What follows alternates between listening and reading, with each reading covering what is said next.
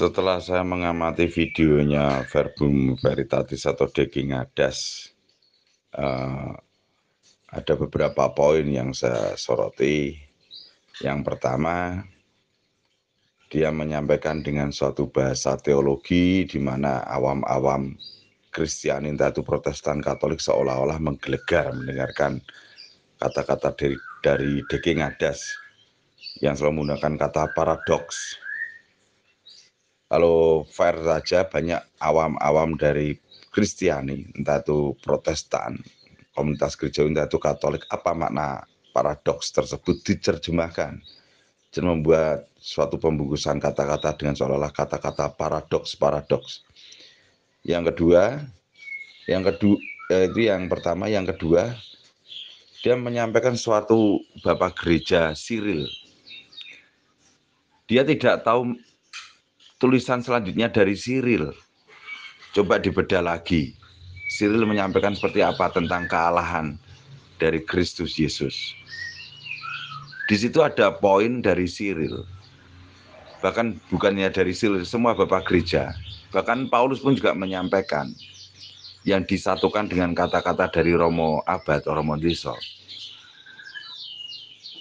Kalau orang itu bisa menuntaskan ketritunggalan yang kudus itu, manusia itu akan keblinger, siapapun orangnya.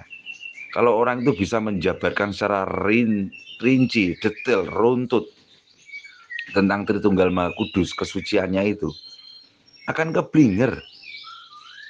Karena itulah konsekuensi kasih. Betul, Romo Abba itu betul. Konsekuensi kasih, ya seperti itu. Karena kasih itu tidak melakukan suatu perlawanan apapun. Itulah Allah. Allah menciptakan segala sesuatu, hal dunia, jagat raya, semesta. Itu tidak akan dihancurkan. Kalau boleh saya panjangkan lagi, karena dia tidak tahu makna hal penciptaan alam semesta berkaitan Tuhan sendiri tidak akan menghancurkan. Karena dia tidak ada konsep, mohon maaf teman-teman tim disclaimer, tidak ada konsep purgatorium. Itulah konsep purgatorium, di mana manusia juga tidak akan masuk ke neraka. Semua dibersihkan. Nggak ada yang sia-sia Tuhan menciptakan itu, nggak akan dileburkan. Kalau iman kekristenan yang sebenarnya, kalau kita sebagai iman Kristen yang sebenarnya di Katolik, nggak ada neraka. Semuanya akan dibersihkan terlebih dahulu. Dan pasti akan masuk di kerajaan kekal bersama para kudus. Saya takutnya nanti Daging Ngadas akan mengalami suatu stres berat itu. Betul kata adik saya Henry, setop-topnya kamu punya titel apapun, kalau kamu tidak mempunyai imamat suci, ya kamu awam kayak saya ini. Akan keblinger itu nanti. Sementara itu yang saya jabarkan dapat 2 poin ya. Tolong Daging Ngadas menjelaskan paradok yang spesifik seperti apa. Siapa yang dengar. Terus yang kedua, baca tulisan Bapak Gereja Cyril yang runtut dan sepenggal-sepenggal. Begitu, Steve. Terima kasih untuk video umpan lambungnya. Halo, semangat pagi. Selamat pagi, selamat siang, selamat sore, serta selamat malam dimanapun ibu bapak berada. Berkah dalam salve.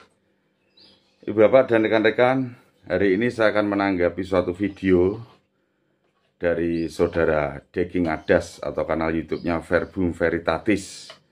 Berkaitan dia merespon dari kanal YouTube dari Romo kami, Romo Abba, dengan channelnya Romo Deso. Ada beberapa poin yang akan saya sampaikan menanggapi videonya Daging Ngadas. Dia menanggapi hal berkaitan dengan sesuatu hal, yaitu siapa yang disalib, Allah atau manusia Yesus, kan seperti itu. Pada dasar poinnya seperti ini. 1 poin, saya akan berbicara hal konsisten. Dalam hal ini Daging Ngadas tidak konsisten. Karena dalam doktrinalnya dia menggunakan sola scriptura, untuk sebagai rujukan otoritas dalam berteologi maupun dalam kristologinya. Dia nggak konsisten, tetapi dia mengambil sumber data dari bapak-bapak gereja. Itu tradisi suci masuknya. Kalau saudara Deki Ngadas ingin mengambil kekristenan yang utuh, ambil semuanya.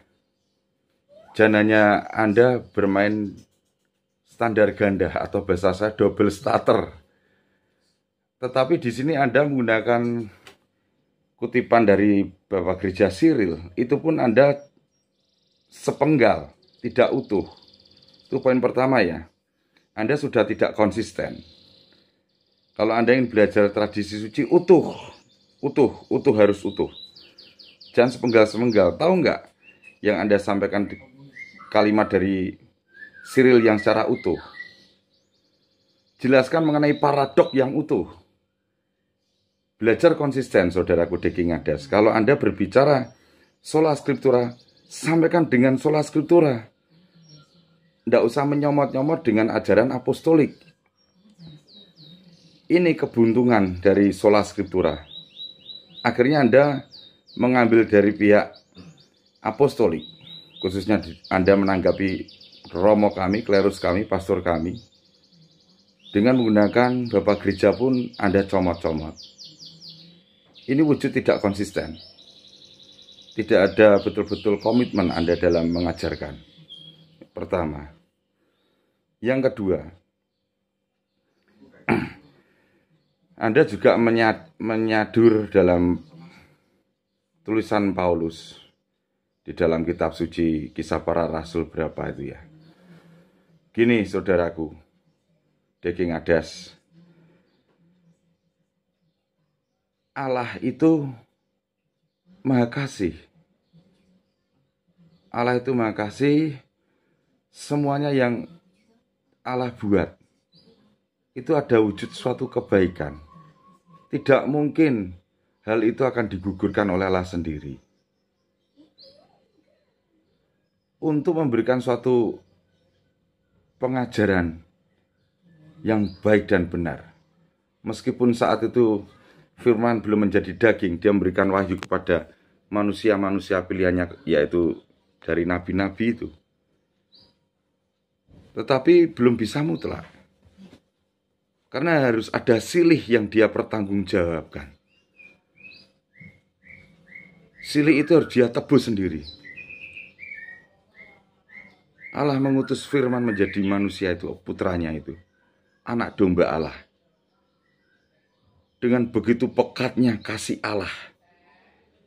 Sehingga di sini Allah tidak ingin semuanya manusia hancur dalam dosa. Firman itulah menjadi daging. Melalui seorang wanita yang sangat suci, Theotokos, Bunda Maria. Ini ada suatu konsisten Allah itu. Konsekuensi silih itu harus dia berikan. Betul apa yang disampaikan romo kami. Harus konsekuen. Tidak berpura-pura. Konsekuensi kasih seperti itu, saudaraku Deki Ngadas. Sepandai-pandainya orang, secerdas-cerdasnya orang, untuk menggali misteri Tritunggal Maha Kudus, orang itu akan gila. Semua bapak gereja itu tidak menunjukkan secara spesifik, enggak. Tapi suatu clue atau tanda. Tinggal kita bisa nggak menangkap hal itu. Cermati itu terlebih dahulu. Poin pertama, Anda tidak konsisten. Anda menyomot-nyomot tradisi suci. Berkaitan tulisan bapak-bapak gereja. Inilah yang Anda menjadi keblunderan. Harusnya Anda berpijak pada sola scriptura Anda, saudaraku Deki Ngadas.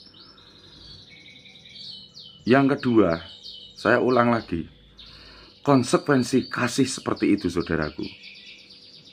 Bukannya saya membela klerus kami, bukan. Tetapi itu pemahaman dari kekatolikan seperti itu, untuk memahami suatu Tritunggal Maha Kudus.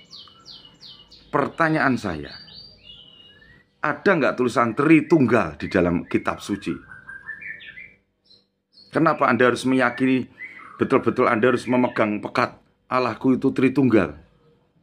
Cari. Anda di sini sudah main pada pola pokok iman pokoknya. Anda standar ganda.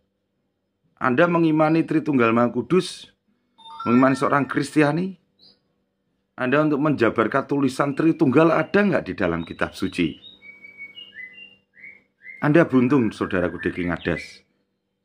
Hati-hati. Untuk menanggapi para klerus-klerus kami, hati-hati. Cukup kami awam-awam. Bukannya kami mati-matian membela klerus. Enggak ada mati-matian membela klerus. Yang kami junjung adalah Tuhan Allah kami, Kristus Yesus. Saya menghormati klerus kami, karena klerus kami mendapatkan imamat suci. Itu tabisan, itu meruntut. Itu warisan. Itu ditularkan, ditabiskan terus menerus. Sedangkan dari pihak Anda nggak ada tabisan imamat, itu nggak ada. Sepandai-pandainya Anda, sekeren-kerennya Anda tidak memiliki imamat suci. Ingat, Anda terputus di abad 16 oleh Martin Luther. Itu romo kami. Simak aja video yang sudah saya bentangkan berkaitan sejarah abad 16. Kalau Anda ingin belajar kekristenan yang benar, jangan comot-menyomot berkaitan tradisi suci. Anda kitab suci aja comot-menyomot. Apakah sudah tepat Anda lakukan itu, saudaraku Deki Ngadas? Cukup 2 poin saya menanggapi Anda. Jangan menyomot-nyomot berkaitan tradisi suci. Karena kebiasaan dari teman-teman Anda itu comot-menyomot kitab suci. Terakhir untuk saya menyampaikan, umat Kristiani yang sebenarnya, sesuai pengajaran dari para rasul, meyakini benar-benar semua kekal di dalam rumah yang penuh damai di surga. Akan tetapi semua harus diperhitungkan terlebih dahulu, atau dibersihkan terlebih dahulu melalui purgatorium. Anda yang tidak ada di sini.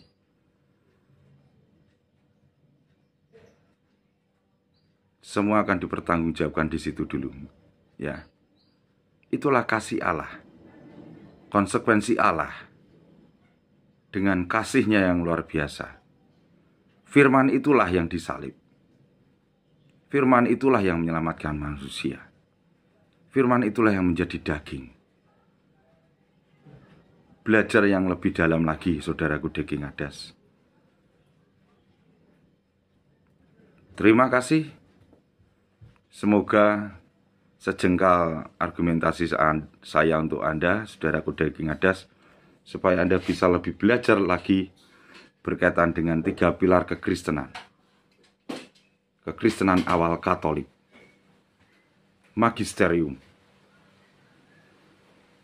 tradisi suci, dan kitab suci. Tuhan memberkatimu, saudaraku Deki Ngadas. Tetap semangat dalam berkarya. Salve, berkah dalam.